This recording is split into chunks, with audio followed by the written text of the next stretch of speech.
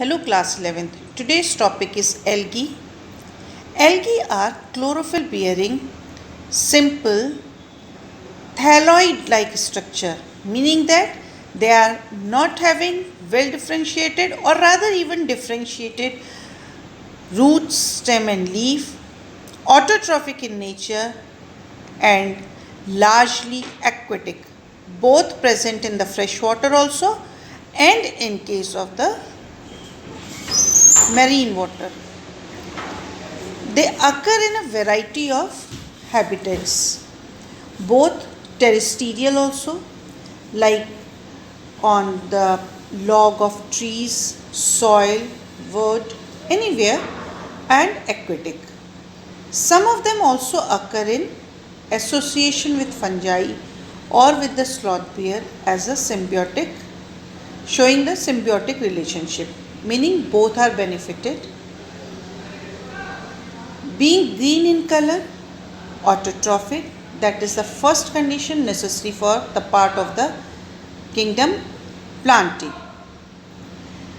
The shape and size ranges having a unicellular form like in case of the Clydomonas, then free living also, and sometimes in the colonies like in case of the volvox.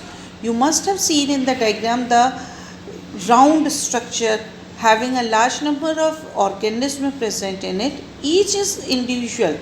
Each circle shown in that diagram is of an individual, but they are always in the form of a colony, so they are looking like a ball-like structure. Some are filamentous, which we have studied in class 10th also, like in case of the Spirogyra. And there are large algae also, like kelps, which are the massive plant-like structures present in the marine water. The algae generally reproduced by vegetative propagation, such as in case of the Spirogyra.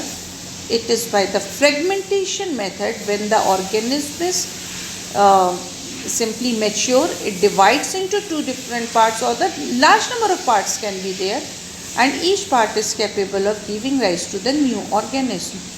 In some cases, asexual spores known as zoospores are being formed. They are flagellated spores which are motile in nature. There is a large difference between the zoospores and the zygotes. Zoospores are the result of asexual reproduction, while the zygote are the result of fusion between the two gametes. Zoospore is motile, zygotes are non-motile structures. Other than the asexual reproduction and vegetative propagation, algae also shows the structure in the form of sexual reproduction, where the sexual reproduction takes place by fusion of two gametes. Now, the characteristic feature is that these gametes can be non-motile but similar in size, just as in case of the Spirogyra, or forming the isogamous condition. Second type is anisogamous condition. Fusion of two gametes dissimilar in size, as in some species of Clydomonas. The third type is fusion between one large non-motile female gamete and a small motile male gamete known as oogamous, as in case of volvox. So, three different ways: isogamous, anisogamous and oogamous method are used for the sexual reproduction. They are useful to men in a variety of ways. At least half of the total carbon dioxide fixation on Earth is carried out by algae through photosynthesis. Being photosynthesis, level of oxygen, that is the dissolved oxygen in aquatic life, is maintained by these algae.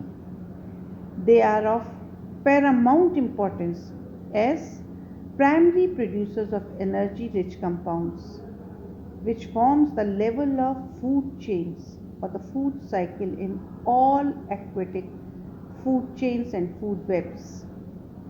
Many species of algae, approximately 70% of marine algae, are used as food. Certain marine brown and red algae produce large amount of products which can be used for producing different substances useful for human beings and can be commercially utilized by human beings.